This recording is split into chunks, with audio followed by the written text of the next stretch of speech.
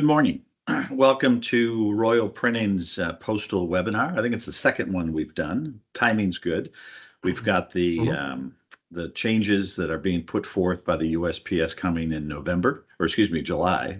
Heaven forbid there be one in November as well. But today we're going to talk about a variety of things. We'll talk about the rate changes themselves and how the USPS got to those numbers. Todd and Michelle, and I'll introduce them in a bit, have done a nice job of explaining how the USPS contrives their rate increases. We'll also talk about the calendar ahead, what 25 and beyond looks like, and there's a little bit of light at the end of the tunnel. And then more importantly, how do we mitigate these increases? We'll go through promotions. We'll also talk about some ideas that we have as a print production resource that could also serve a purpose to help mitigate some of those cost increases. So that's the gist of what our webinar will be today. And with that, I'm going to introduce our speakers. So first up is Todd Kintoff, who's the mail service manager for Royal Printing. Todd has over 30 plus years of experience in print, in distribution, and all things postal. He's a great resource for us. He leads our team of people that's working with our clients and prospects and helping them better navigate and understand the world of the USPS and distribution. Accompanying Todd today is Michelle Zalewski. Michelle is the Vice President of Postal Affairs and Sales for ALG, who is a leading provider of co-mail, co-mingle, and dropship distribution services in the United States. ALG has been a longstanding partner of Royal Printing. We've been with them since the mid to early 2000s, in terms of 2006 or so. They've been an incredible partner to us and our customers, helping us deliver efficient and cost-effective delivery strategies for all things in the mail. So, Michelle, glad you're joining us. And with that, I'm going to hand this over to Todd and Michelle to get into the rate increase that is just around the corner. So take it away, guys. All right. Thank you for that, Chris. Appreciate that. You can see there's a little agenda that Chris kind of has outlined already. We'll talk about those increases. I'm hoping that everybody on the line is aware of them, that this isn't the first time you're going to be hearing about them. We're going to talk about that promotional calendar for the remainder of 2024, opportunities to save 3 to 5% on your postage bill. And then we'll also discuss the growth incentive. That's something that was new for here in 2024. And we'll also see that continue into 2025. We'll review what that is and encourage everyone to consider signing up for that. And then the promotion calendar for 2025 has been released. So we'll discuss some of that, what's coming up, some of the changes compared to times in the past. And then we'll get into some of those cost savings ideas that Chris had mentioned as well. So where are we at today? Again, USPS filed with the Postal Regulatory Commission for a change in rates back in April. I believe it was April 11th.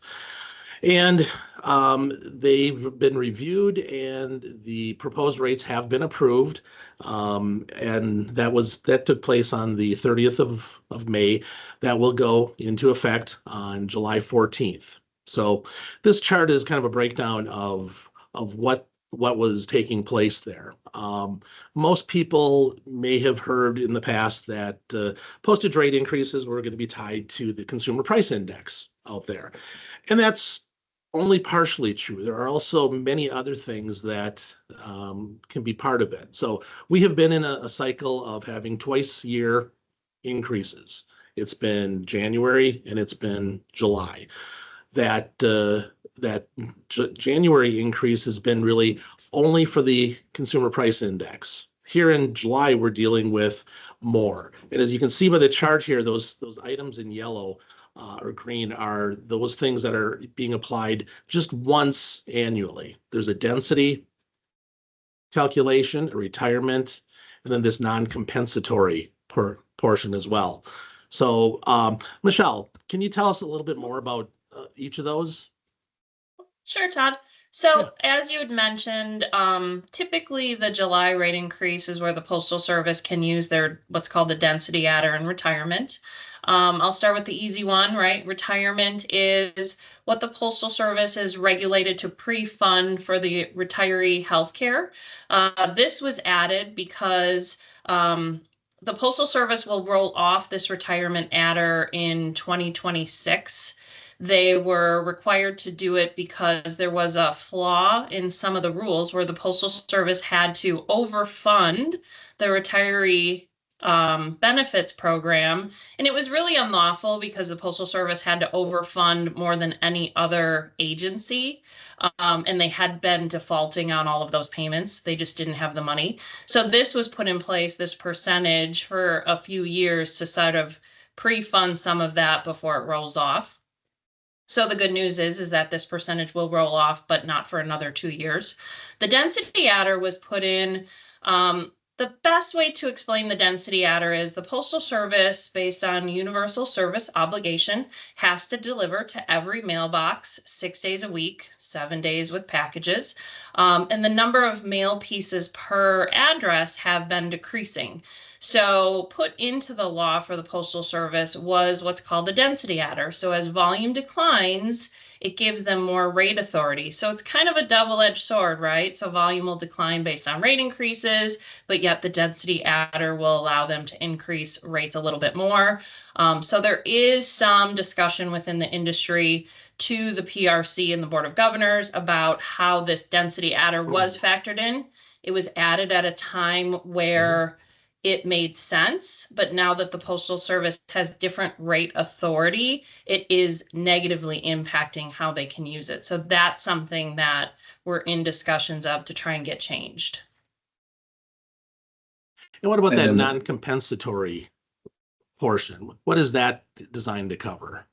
So there are some categories where the Postal Service has to provide, they cannot provide work share discounts to mailers if that cost exceeds what they save by us doing that work, right? So non-compensatory means that the savings is underwater, that it's not equal to about 100% of what the mailers can do for the Postal Service. So non-compensatory allows that the Postal Service can add an additional 2% to rates, because to bring something up like periodicals, I think are at 80% versus 100. To go the full 20% in any rate increase would be rate shock, right? That would be too much. So they are allowed to increase those by 2% increments, and they call those non-compensatory because they are not covering their costs within the network.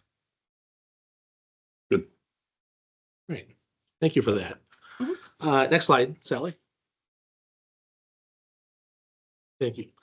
So speaking of, again, we just saw some of those totals by class of mail in that previous slide. So let's talk a little bit here about the periodicals mail class. Many of the people on this call will be affected by this particular slide. So as a rate class, right, the class of mail, that was experiencing about a 9.8% overall increase, right? So on the bottom here, I took what are now approved rates, and I applied them to some mailings that we're currently doing. You can see there, I've applied it to 3 of them that are paying, regular rates of postage. And then there's nonprofit as well, which is regular rate, less approximately 5%. As well. So you can kind of see here, cross section based on quantities, different piece weights, different ad percentages, but we're looking at all in that 8 to 11% increase. So you're going to hear me say the following a couple times on this call, which is don't just assume that you're average, right? Periodical, the average is 9.8. These people on this list, some are above average, some are below average, you might say. So know how this is impacting you specifically going forward, right? If you don't know, you don't have the tools to figure that out, reach out to your Royle sales team or service team and request for a review of that, right? That'll come to me, and then I'll put together the results, and we'll share that with you so you have an idea going forward what to expect and how to budget. I realize that it's going to hit in less than a month from now, but you should know, how it specifically is going to impact you as well. But certainly it's important for budgeting, right, Todd, as you budget Absolutely. costs. So, yeah. Mhm. Yep, absolutely. So if we could do the next slide then. So that was periodicals mail class. So marketing mail, catalogs, other non-periodical, right, things. So overall, that was going to be about a 7.5% increase that's being published. Now, within that marketing mail class, you've got letter-shaped mail pieces. A lot of the work we do will be Slim Jim and digest type work. So these are booklets that we put tabs on and put them into the mail stream as letters because it's a lower cost. Because it's a lower cost, easier for the post office to handle, you can see that the amount of the rate increase is going to be somewhat less as well. Whereas flats, you're looking at about 11.7. So if you're a full size 8 by 10.5 type product, you're going to see a higher than that 7.5% increase. So once again, understand how you are impacted specifically by these overall rate increases as well. Next slide, please. And so again, the previous slide was reviewing the regular rates and what those increases were going to be.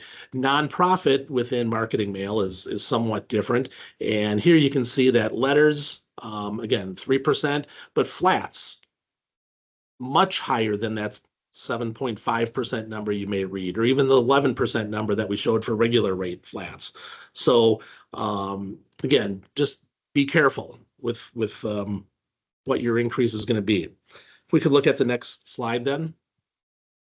So not everything is bad. There is something new that's coming out this year. And Michelle, maybe you can walk us through what this is going to be. Sure. So the Postal Service with the July rate change is introducing what they're calling a catalog incentive. And the catalog incentive is really more than what people just think is a catalog. So the industry worked with the Postal Service to define what they and we consider a catalog. And if you qualify for that, this is the Postal Service's words, right? Some of the easiest money discounts you can take. It's $1 a thousand discount that you would get. And the definition is 12 or more pages. It can be a letter, flat, or parcel. So that's something new, right? We have a lot of letter type mailers that didn't realize this catalog incentive they could qualify for that. You absolutely can. And when I say 12 pages, we did clarify that those 12 pages can be 6 pages printed front and back, right? So 6 pages front and back printed. It just needs to have something that causes the receiver to reach out to purchase something, and that could be through a QR code, a website, a phone number. Any of those things will qualify, and then you can mark that and retain the discount. So that's coming new, and that's kind of exciting. We're hearing a ton of our customers who are wanting to take advantage of that. Yeah. Michelle, if you were doing say an alumni type title, right? It's mostly going to be dissemination of information, but what if you had a page in there for an ad to your bookstore or something, and you could place an order through something like that? Would that qualify, do you think? I would say yes. If there's any questions on what could qualify or not, reach out to your Royle team. The Postal Service also has a promotion office where, people can send questions and get answers fairly quickly. But I would say that would qualify. They really seem to be very liberal with this catalog incentive. Well, from $1 per thousand, they can afford to be, but every little bit helps, right? I mean, that's kind of the point. Well, and one of the things that I like to bring out, right, because a lot of people say, why is the Postal Service doing promotions or incentives? Why don't they just not raise rates as high as they are? There's a difference between the Postal law in incentive and promotions versus the rates. They have a lot more flexibility when it comes to promotions and incentives than they do necessarily rates. Now, obviously, they cannot file a rate increase for the full amount, but we know they've said publicly that they will. But when it comes to incentives and promotions, per the law, they have a lot more flexibility. So I think we're going to see more of these types of incentives, the growth incentive, the catalog incentive that we'll talk about later. And then, of course, different things with promotions. Michelle, I'm going to stick with this, and this may burn some people's ears, and I hope not, but the reality is the reality. You guys process a lot of mail. You're doing 2 pools a week, this time of year, 2.5, 3 million pieces per pool. What percentage of the pieces in the pool are taking advantage of the incentives or promotions?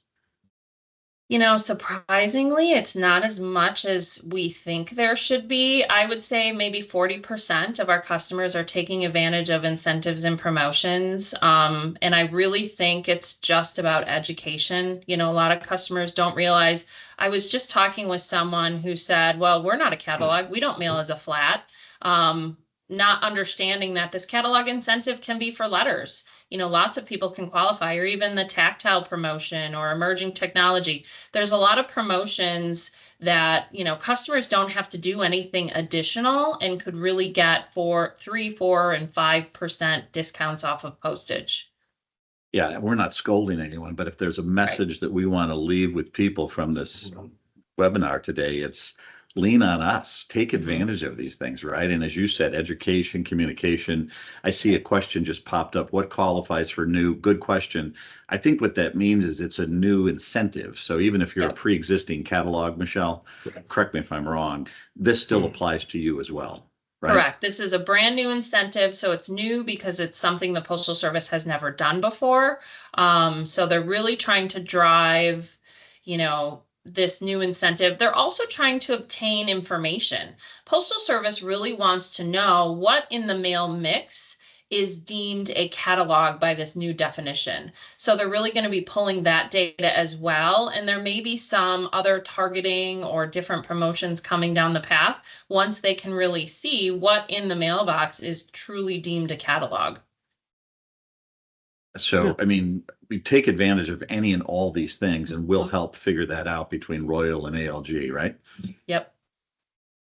And the nice thing I see on this slide too is from a mail owner perspective, you don't have to register for this, like perhaps some of the other ones. So that's always good news as well. Yes. Because it's not easy to figure out how to do some of those things as well. Yeah. So, yeah. All right. We have one more question. Yeah. Do you get no discount if you mail less than 1,000 pieces?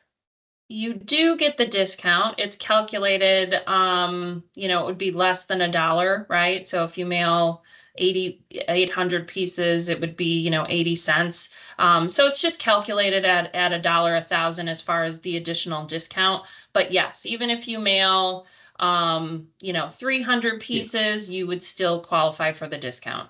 And another question was, can this be used in conjunction with other promotions, incentives? Absolutely. So this is really the first time that the Postal Service is going to have some additional incentive. So this is an incentive that you can use on top of another promotion. And then we'll talk a little bit further in 2025. They're going to be doing some adder promotions as well. And again, this is the first time we've been able to kind of double up on some of these discounts. Good questions. Yeah. So, okay. So here are some examples. We were discussing the changes for marketing mail, and here's some examples of flat mail that we ran. Again, the first 3 you can see are for regular rate. The last 2 are nonprofit. If we start at the nonprofit, again, it was stated on the previous slide at 16%, but my numbers that I've seen have been anywhere from 18 to 24% for an increase for marketing mail flat. And that's whether you're co-mailing or drop shipping. It's kind of across the board. It didn't seem to be any way to like, say, oh, I'm a flat that's a nonprofit, and I can do something to mitigate that. It seemed to be pretty across the board. I did put into this slide here, that middle one in red. You can see that. I guess not everything is bad news, right? With the change that's going on here, we're actually, this particular one it's a saturation type mail, meaning everybody in a community is getting a book that we're actually drop shipping the product right to that delivery office. And in this particular case, they're actually going to see about a 20% decrease in their postage coming up. So that is very unusual. But again, back to my previous statements, which is know how these are impacting you specifically. Let's Okay. And hope that- Todd, if I can add one quick thing that we've Please. noticed too, and this is kind of a, I think a benefit for some customers. If you're mailing as a flat and you are traditionally a heavier flat, anywhere from 10 ounces up to 16 ounces, your postage rates with this rate change will go down. You will see significant additional discounts because last July, the Postal Service, in my opinion, broke how they calculated rates for flats over 4 ounces, and it caused heavy flats to really get a huge hit. We've been telling the Postal Service this. I think they've seen it through their data. So with the July rate increase, they fixed that, and they are going back to how they used to calculate flats over 4 ounces. And again, we just ran one this morning, and the postage not only decreased by $5,000, but the dropship discounts went from a negative to a positive of $30,000. So there's some definite things for folks to look at. I'm hearing increased page counts. I thought you might like that. Very good. Sally, next slide, please. Thank you. So letter mail, again, these are those digest and Slim Jim pieces mentioned before. Again, that the previous slide was showing the increase was about 7%. Again, here these are the samples that we ran through.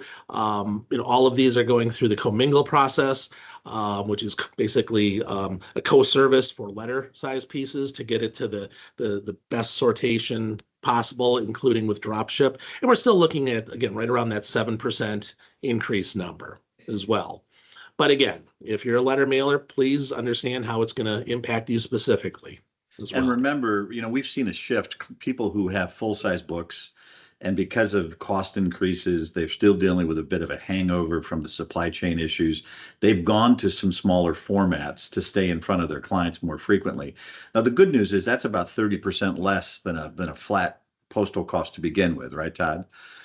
As a rule of thumb. And then, of course, you've got smaller increases. But it is something to remember. It's a good, cost-effective way to stay in front of your clients if you've got budgetary issues. Yeah. So, Michelle, I'll let you talk about drop shipping and ALG a little bit. All right. So these, are just some details about ALG, right? You can find out more if you go to our website. But ALG is a privately held company, single owner, started in 1982. We were the first independent co-mail provider in the country. How we got started is we had folks coming to us saying, hey, we want to be able to compete with, postage discounts. You being an independent kind of agency, could you take in all of that mail and do what's best for the whole cooperative? And ownership really saw value in that. So that's kind of how we started. And as we move forward, with co-mail, commingle came on with dropship discounts. But at the end of the day, all of these product lines really feed our logistics and dropship volumes. So the benefit that customers have going with Royle that uses ALG is we really produce all of the mail, and then it goes from our machines directly onto trucks. So there definitely is some speed in the processing time and the postage savings that customers can get. So as it says here, we do co-mail, commingle, dropship. We also, Royle does a really great job of this, but they utilize those tools to really look at what we call hybrid solutions. So sometimes a mail file may fully see the best savings in co-mail or commingle, sometimes just drop ship. But where it really gets interesting is you can take a file and some of it may save more in commingle and the balance in drop ship. So really there's a whole bunch of tools that are available to customers to really take advantage of the lowest cost per piece. I see at the bottom here. So we've been talking with Royle and Chris, as you said, we've been seeing customers with postage rate increases going up really take their flats and make them into letters and go into commingle. So we've been seeing growth 15 to 20% year over year. We're continuing to add machines in our commingle area. I suspect we'll almost see that continue to grow. It is the largest growing section in the work that we have currently. Good. Thank you. Mm-hmm. So this is the dropship process, right? It's a nice little visual that kind of explains how dropshipping works and what we do. So we provide cost savings and freight savings because we take everybody's mail into our warehouse and we're building those full trucks to all of the different SCFs and NDCs. I have to get used to saying RPDCs, LPCs, all the new acronyms that the Postal Service is coming out with. Mhm. But we're hitting all of these facilities at minimum 3 days a week, and a lot of times, 4 and 5 days a week. So this kind of just shows the progression of what happens when you kind of go through dropship and consolidation. And Michelle, you guys do a really good job of tracking appointments. When we get into the fall and the hectic schedule, you guys do an excellent job of helping us better understand where that mail is. In-home dates are mission critical to direct mail companies. Speak to that a little bit, if you would, please. Absolutely. So one of the things that we put in place, gosh, it's maybe been about 15 years ago, is something called our full visibility reporting. So we provide for all of our services, dropship, co-mail, commingle, online reports and data pushes that shows when we receive product, when we ship the product, all the way through delivery to the Postal Service. And we say we give you no filtered data, right? So we know that nothing is ever 100% on time. There are times where things get hung up and are late, but we feel the value of that reporting is saying that something is late. So our team does a really good job communicating that through our customer service groups, as well as all that reporting that Chris talked about. One thing I'll also add or ask your opinion of is I've heard that the USPS hates that this workflow was put in place. Was it the 91 rate case? Is that when this changed? And by that, I mean they put the burden of work on the printer, if you will, or distributors, in this case, between ALG and Royle. And the post office sees the savings that can be had that way. Is there a rumor that they want to take that back in-house, Michelle? I don't think so, right? So I just had a meeting with the PMG a few weeks ago, and their thought is really that the network as it was designed in the 90s does not work for the mail mix today.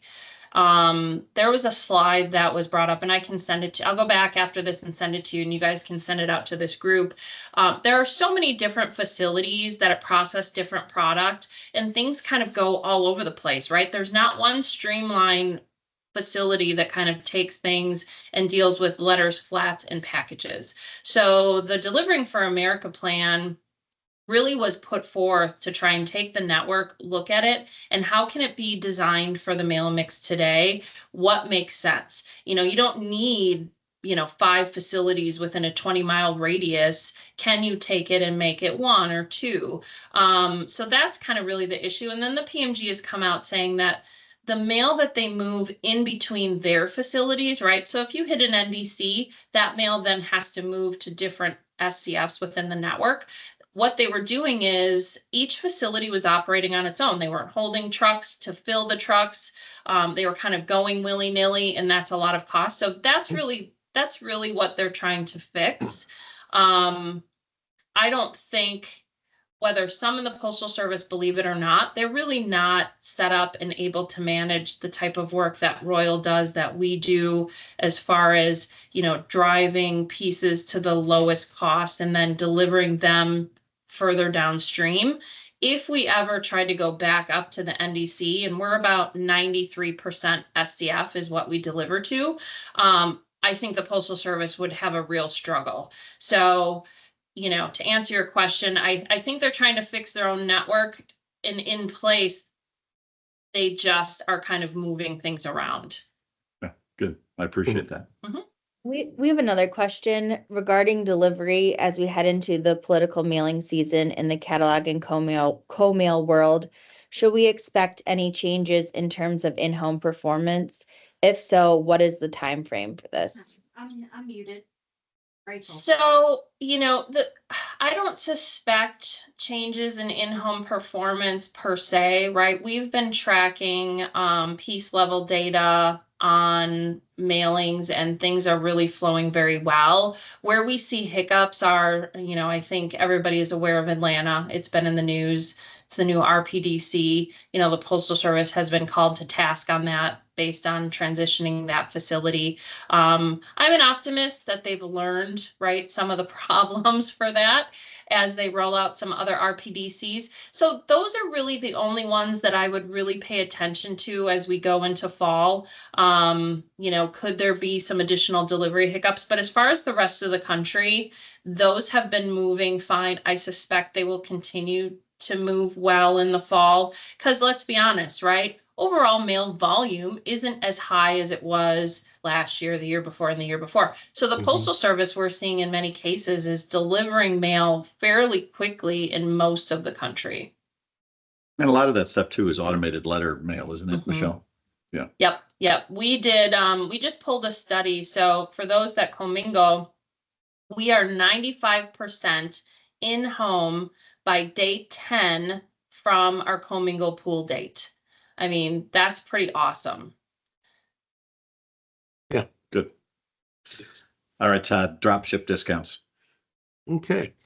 So again, with all the changes that have been taking place in the increases, again, here's some stuff where they're cutting back. Again, Michelle, I think some of this goes back to their cost coverage, right? And so they were kind of forced to reduce the discounts in dropship kind of across the board. Is that not correct? Yep, that is correct. So as I mentioned earlier, the Postal Service has to set the rates to equal 100% of what they call pass-throughs or discounts. So you will see dropship discounts for this next one go down because, they're saying they don't save as much money by mail entering certain facilities. Now, the problem with that, in my opinion, is the Postal Service is always looking in the rearview mirror like 6 months. So when they're doing their rate cases, they're really looking at data from their fiscal year previously. So they're not really caught up with what's happening today. So that's why I also see, we'll get into flats here in a second with maybe some dropship discounts, but the letters is right here. So you'll see here that there's a significant loss in letter mail from NDC to SCF, but I'm hopeful that that kind of rights itself in January. We've seen some of this before. Well, the Postal Service will really hit some dropship discounts, and then all of a sudden they have to walk that back because they, in that moment, took too much, and now they have to add some discounts back in the mix. So that's something we could potentially see in January. Yes. Okay, good. I'm going to go to that next slide. This is just kind of a continuation of that. Is that right, Todd? So I think, Michelle, this is just showing that with those changes, there certainly will be some reduction in overall savings to go to the SCFs, for instance, but it's still going to be advantageous to get that mail deeper into the system for, you're still going to save money, but you're also needed for your targeting of those in-home dates as well. It's still much easier to predict it when you're taking it to an SCF. So, so don't take it all, as doom and gloom. Are those going down? Yes, they are. But we're still going to be doing that. And again, there's still lots of value in commingle and the co-mail process. creating, Yep. carrier route packages and things like that too. And again, when we're getting further into the system, and that's what co-mail, commingle does, it aggregates individual mailers, combines everything, gives you enough weight where there's some efficiency of scale from a freight standpoint to get it further in, and we're playing a lower rate, increasing carrier out, all those good things, right, Michelle? Yep, absolutely. So you're really taking advantage of, you're mitigating your level of increase, and you're also getting the mail further into the system that really does allow it to be delivered fairly quickly. In talking with Todd and Chris, we put these numbers together because the question I get all the time is, well, if the Postal Service is taking away dropship discounts, should we just put all of our mail as origin or NDC? So this really shows you that although, as Todd said, the discounts are being taken away, it's still better than just going to the NDC or just going origin, right? You're still getting some discounts, and you're also getting better delivery. And less handling and Mhm. shortening of timeframes, all good, Right. good value adds. Yep. Yes. And we all use software tools to help us make those decisions along the way on our customers' behalf as well. So earlier, Chris had mentioned that there might be some, a silver lining in the future here. So this is something that the USPS has put out. So it's a forward-looking document to give you just a glimpse of maybe what to expect here. Again, you can see with that January increase, I did look at the document, and the current CPI is 0.83%, right? Typically, they pull those numbers, I believe it's in September, and then they file in October. So there'll still be a few more months adding up to that. So it may very well make that 1.4% increase for January. As Michelle stated too, you can see that green bar. That was the retirement add-on, and that's still here for next July. But then you can see that will go away as well. So it is in the right direction, at least. And there's the PRC is also starting their 5-year rate review, right? So they basically have to go back and determine how the Postal Service is allowed to raise rates by the law. Does that make sense? So they're starting that sooner rather than later because of some industry kind of feedback. So that should be interesting to see what comes out of that over the next few years, and how maybe that can help mitigate some additional future increases as well. Let's hope so. Right. Mm-hmm. All right. So, what can be done, today to help offset some of these increases coming down the pike? So, we talked briefly about the postal promotions, and these exist. Here's the calendar as it exists for the rest of the year. With product, again, it's for, if we could go back to that previous slide, please. As the tactile promotion, for instance, things that can even have a glossy cover or glossy paper, right?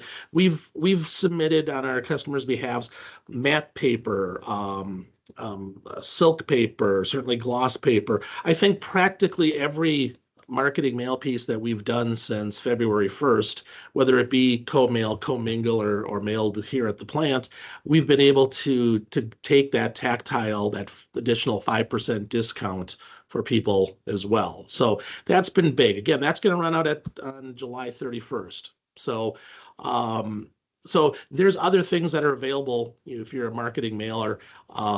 Here, the emerging technology one, that's one that will use the, thank you. That one is QR code. Here's an example of a marketing mail piece that has a QR code that was approved for that. So, that was, I think 3% discount on postage for that. And again, this is probably something this title was putting into their mail pieces anyhow. It wasn't being asked to be doing something different. So there are certain things that have to be done, like signing up for it one time, right? Now it's run on a 6-month period. So when you sign up and when we take the discount or some mailer takes the discount, that starts your 6-month running clock. So you can take that on every mailing, not just this title. It's every mailing within that 6-month period that qualifies.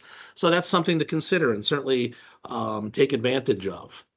Next slide. The other one that's very popular last year and will be again this year is the informed delivery promotion, right? This one is offering a 4% discount for your postage.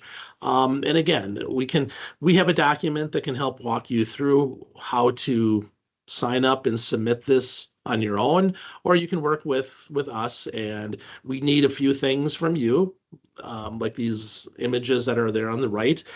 We need your ride along. We need your representative image, excuse me, and a live URL, right? But then we can go through and actually complete the process of setting up the campaign online on your behalf as well. So if you're unfamiliar with what this is, please reach out and we can have a one-on-one call to discuss it and what you need to do and how you can and what additional information. A lot of people don't even know what informed delivery is, so we could sit here and just have a whole conversation on what that is. But again, we can do that one-on-one in the future. So and then there's something different that came about this year, this growth incentive for first class and marketing mail. And Michelle, how about I have you talk about that a little bit as well? Sure. So the Postal Service came out with this growth incentive last year, and basically it's their way. This actually came from the industry requesting that the Postal Service do something to try and keep mail in the system. So the Postal Service said, okay, well, we're willing to give a discount for mail owners that grow their mail volume. So how it works, and they are going to be doing it in 2025, right? So this will be a continued incentive program. So the Postal Service will take your baseline mail volume from October 1st of 2022 through September 30th of 2023, and that's the Postal Service's fiscal year. So they take that as your baseline, and if you grow that volume this year, they will give you a 30% discount on that growth. Now, there are some caveats, right? If you've mailed under 1 million pieces in the first fiscal year baseline, you have to mail over 1 million pieces, and then that volume over 1 million pieces will qualify for the discount. If you are over 1 million pieces for your baseline, you have to grow your volume, and then again, you get a discount on that volume growth. So as it says here, mail owners have to register for it. When you register, you can see your baseline totals that the Postal Service has that you've mailed, and you can agree or disagree with that, right? Sometimes it's all based on CRID and what was used. And then the Postal Service will start giving out credits, and those credits can be used on your permit. Those credits can also be gifted to your mail service provider, right? So if a mail owner receives $10,000 in postage credits through this program, and you want to pass along some of those credits to Royle for future mailing, you can absolutely do that. So they've put in a mechanism for that. And then again, now that we kind of know the details, I suspect there's going to be more participation because, again, this incentive program will happen in 2025 as well. So the baseline for that will end, just for those on the phone, baseline for 2025 will end September 30th of 2024. And Michelle, a crid is not to be mistaken with a crib, right? Right. Like celebrity cribs and what's interesting is, like, let's say you're a university and you do an alumni magazine. That university has its own crid. Correct me if I'm wrong, Michelle, but all the mail that university sends out, and there's got to be tons and tons of it, would all fall into this bucket in terms of volume. Is that correct? That is correct. So a CRID is really a customer registration ID, and mail owners will have one CRID per location. So if you have multiple locations for your business, you will have multiple CRIDs. Postal Service can allocate multiple CRIDs for one mail owner to one.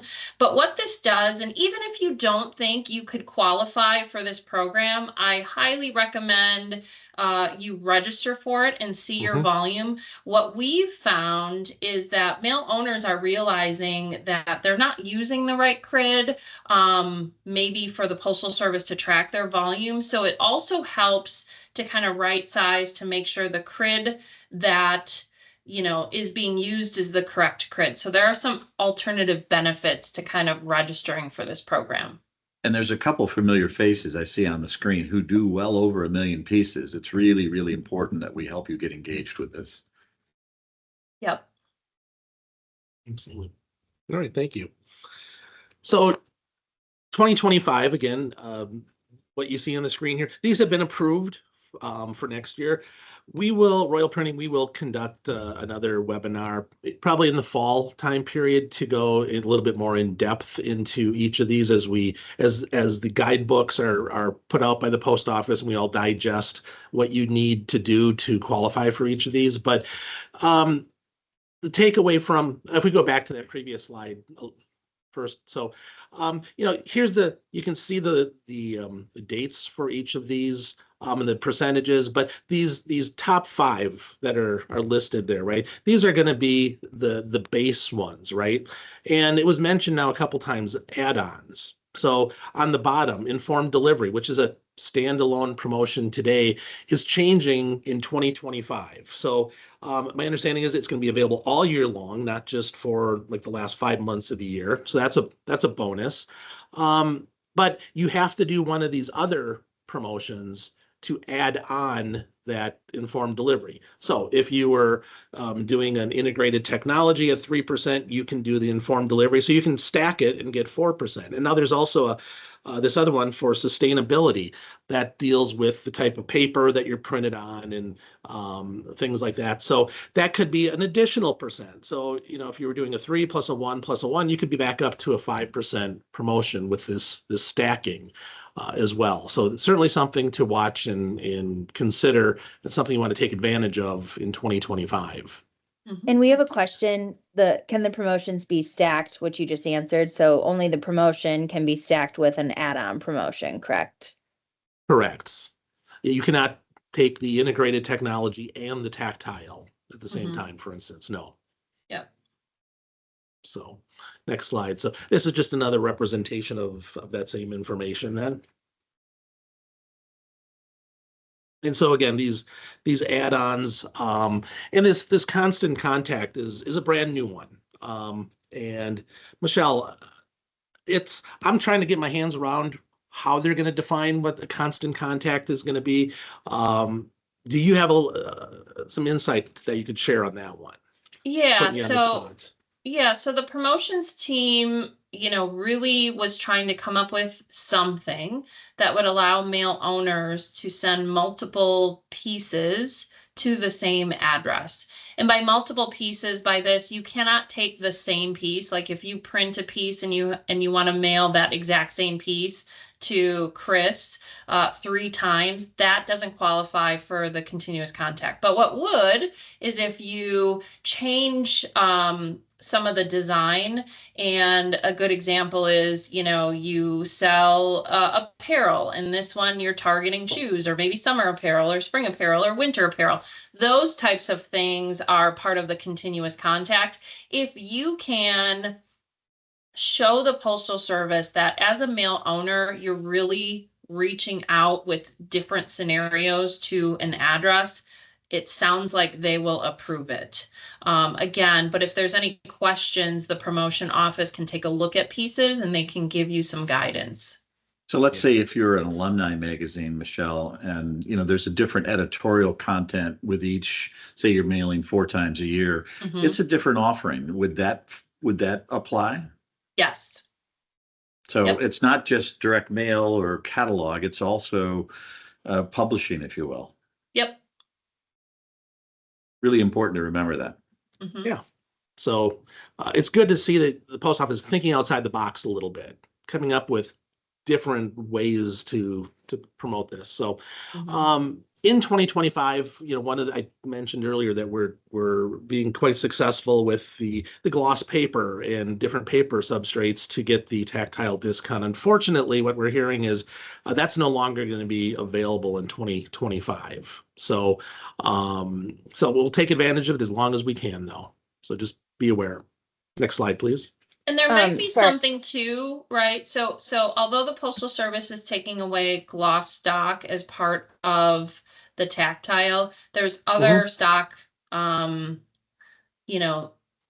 items that still qualify. So if it were me, I would still submit everything for review and approval because, hey, maybe it's a different level of gloss stock or something else, or we've even seen like you have a gloss portion of the piece. So I still recommend that things be submitted because you just never know.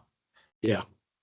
And Good then advice. does continuous contact work for monthly magazine mailings? Not if they are periodicals. Don't have any postal promotions that they can apply for. Yeah. Okay. Okay. So what are some other ideas that you could possibly consider when looking to help mitigate these increases? So Chris stated earlier, we've seen people who've come to us with wanting to change formats. Certainly different grades and basis weights of papers. That's been a long-standing one that people have always turned to and looked at.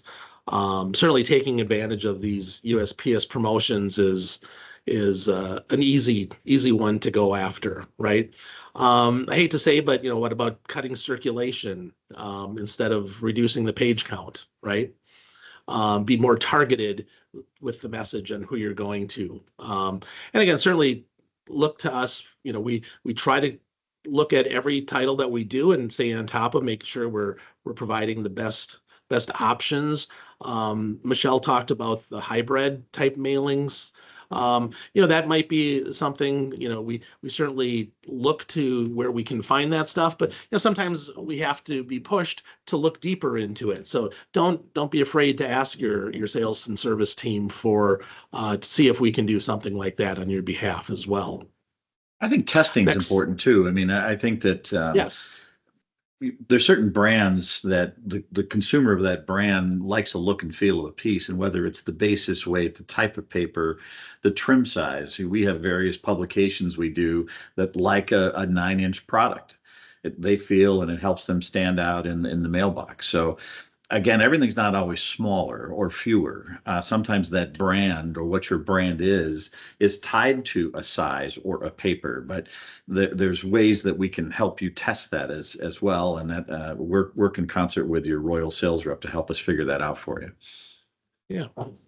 Yeah, and some of the other low-hanging fruit that can be out there too is working with your database, making sure you're keeping on top of your addresses, right? Are you keeping up with people who are on the move? Are you keeping up with and maybe removing addresses that are incorrect? Keeping up, making sure that they're complete, making sure they're correct and current. The tools such as NCOA can be run to keep up with moves.